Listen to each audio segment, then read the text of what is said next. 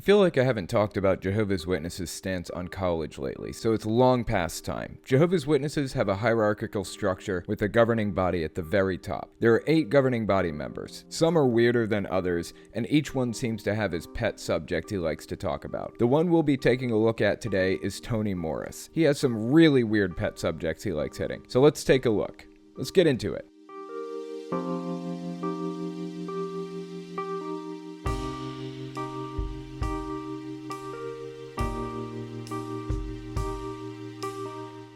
Before we get into the clip, let me just give you a little background on this dude. He wasn't always a Jehovah's Witness, which is interesting because typically the people who make it furthest up the hierarchy are people who were born into the religion, people who have a family history in the religion. But this dude was actually in the Vietnam back in the 60s and 70s. And here's another little fun fact for you. He's my mom's favorite governing body member. Back when I was in the religion, the governing body was largely hidden from public view. I didn't even know who they were, but in recent years, they've made a concerted effort to come out in the public eye. Not sure if that's been a good thing or a bad thing for them, but I will say this. Tony Morris does not belong in the public eye. He has a tendency to say really stupid stuff. As I said, preventing people from pursuing higher education is one of his pet subjects, but he's got a couple of other pet subjects that he likes addressing at random times. Probably his most famous subject to talk about is how the have taken over the fashion industry and made tight pants popular because they like to see other men wearing them. Now, if you're a Jehovah's Witness and your suit is a little too tight, you can be reprimanded for it. It's even made a cameo appearance in their Caleb and Sophia videos. Before you go in the ministry, there's a few things we need to go over.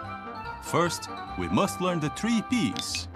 The 3 P's? Yes, preparation, personal appearance, and proper behavior. Now that you are well prepared, it's time to talk about personal appearance.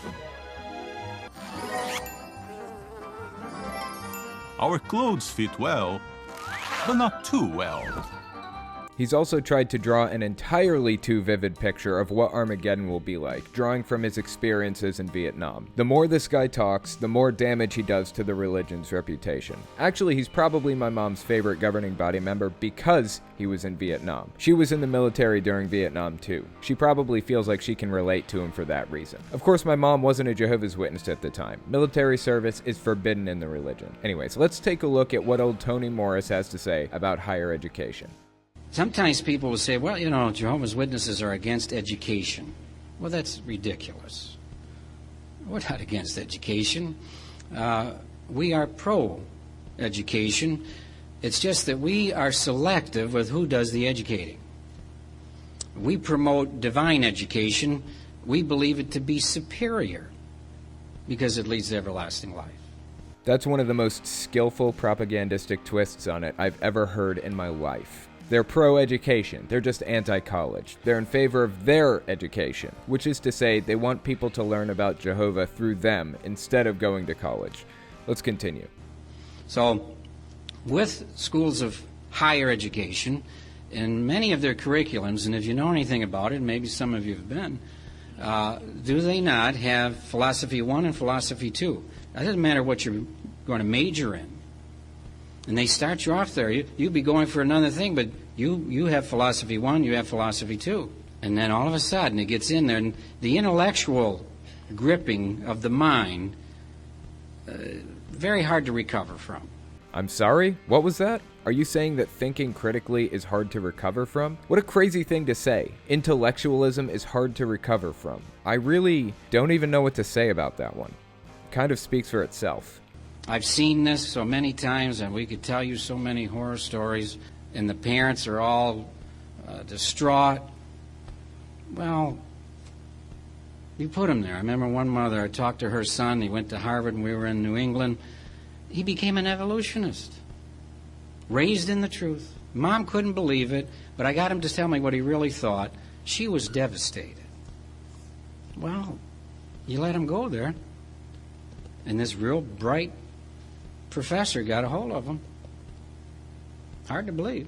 He became an evolutionist. Look, I know I have a divided crowd. I know my audience is a mix of religious and non-religious people alike, but we all came together with the same goal, exposing destructive cults. But I feel like I need to take a stand on this one. Evolution is a fact. For anybody who's taken 7th grade science class, you'll already know this, but I know there are some people who were out sick that day, so let me break it down a little bit. A scientific theory is a large collection of facts that describes the way something works in great detail, and we derive laws from theories. So we have the theory of relativity. The fact that it's labeled as a theory isn't a point against it, it's a point in its favor. It means that it's on such solid footing in the scientific community that we can derive universal laws from it, like the law of gravity. The theory of relativity is composed of a bunch of supporting facts, like the fact that light near a large gravitational bodies will curve toward it, or the fact that things in motion experience time at a different rate than things that are stationary. Einstein took these facts and compiled them together, created a hypothesis, and tested the hypothesis over and over again. Some of the hypotheses failed, so he marked them out and continued on. When he came up with something absolutely rock solid, he came up with a way to disprove it. That's called falsifiability. It passed those tests too. Now that we have a comprehensive theory, which is a description of the facts we observe, we can derive laws from it. It's no different with the theory of evolution. We have a billion supporting facts and sub-theories. Natural selection, gene duplication, mutations, on and on. Each of these observable phenomena come together in a massive umbrella called the theory of evolution. And now we can derive laws from it. We can make predictions based on it, which we've done, and it's falsifiable. If we found a rabbit in the Precambrian era, it would disprove evolution. If we could show that mutations don't occur, it would disprove evolution. If we could prove that mutations aren't passed down, it would disprove it. The kid became a quote-unquote evolutionist because the facts outweigh the indoctrination. Jehovah's Witnesses don't want people going to college because they know as soon as they do, they'll find out all the many ways they've been lied to since they were children. Let's continue. Another false refuge, and you parent and the individual child have to work out your own salvation with God. This higher education and this press for higher education, and when the motive is salary and the idea of having the means to get that dream house, see, you got a problem. So here he's saying, you have to work out your own salvation. Not saying you won't make it through Armageddon if you go to college, but you won't make it through Armageddon. If you go to college because you want to be able to provide for yourself, you've got a problem. Weirdly, there are a disproportionate number of Jehovah's Witnesses who work as window cleaners. It's uncanny. I mean, I guess it makes sense. You tell people not to get a higher education because you don't want to risk them learning how completely full of you are, and they're gonna have to find another way to survive. That's what happens. Window cleaning is a relatively low-skilled, decent-paying job. So sometimes you'll find a congregation where one person owns a window cleaning company, and they'll have contracts with every major company in a city, and all the adult male Jehovah's Witnesses in the congregation will work with them cleaning windows. It's honest work. I can't fault them for that. But one of the keys to keeping people subjugated and indoctrinated is to limit how much outside information they're exposed to. Window cleaning is honestly the perfect setup. You don't have to talk to your coworkers if you don't want to.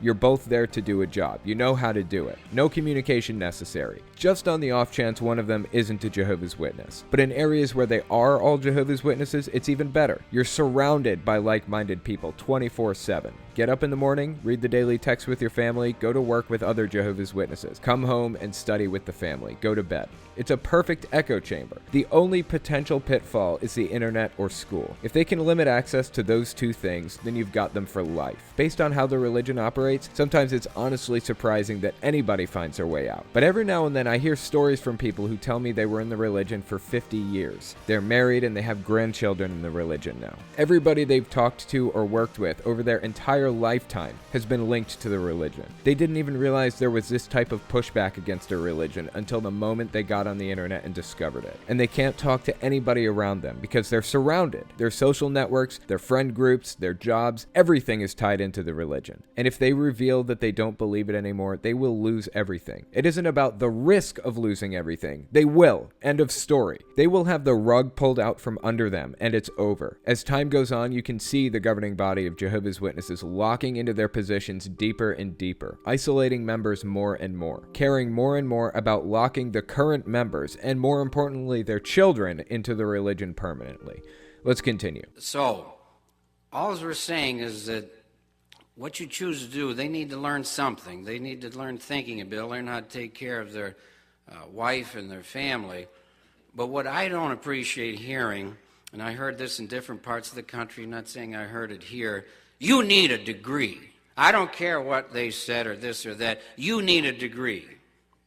Well, my answer to that would be, what they really need is a good name with God.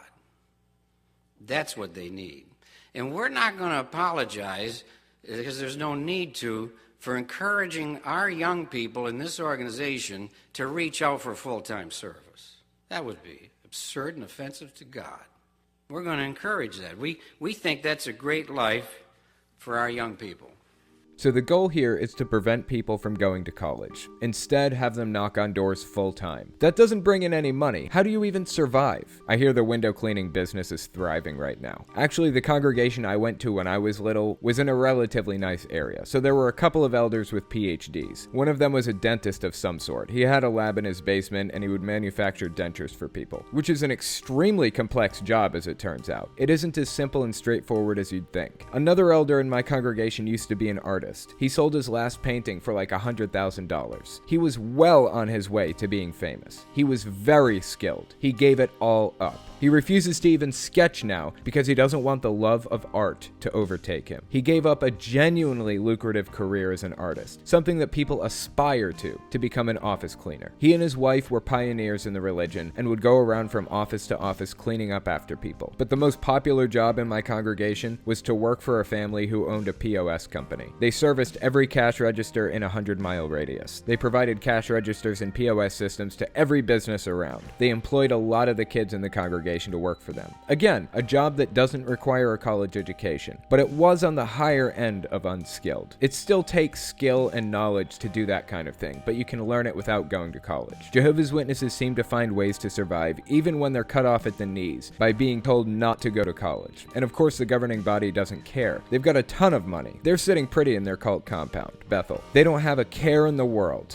and they've got a legion of 8.5 million people who follow their every direction. Anyways, that's all I've got for you. If you like what I do and you want to make sure I can continue to do it, you can support me in a few ways. First, you can support me on Patreon. That's probably the best way. But if you want to get something back for your support, you can check out my Teespring. I'm trying to make a shirt design for every cult I've covered. I haven't gotten every one, but I'm working on it. So check it out and see if your cult is up there. Second, you can support me by checking out my game shop. I sell controller, cartridge, and game box stands for every system from the original Nintendo and Sega Game Gear to the Xbox One and Nintendo Switch. So give that a look too. And finally, if you want to support me in some way other than monetarily, you can check out my other YouTube channels. I have a retro game channel where I answer questions like, why does Shy Guy have a mask? And why are CRT TVs the best way to play retro games? I also have the podcast where I talk about stuff I don't feel I can say on a monetized channel. And finally, I have my main channel where I talk about cults. I wish I didn't have to worry about dancing around subjects carefully in the first place, but I chose to do this as a full-time job, so unfortunately I rely on YouTube's AdSense and on the support of patrons to continue doing the work I do. Anyways, check me out in all those places if you haven't already. Thanks for listening, guys.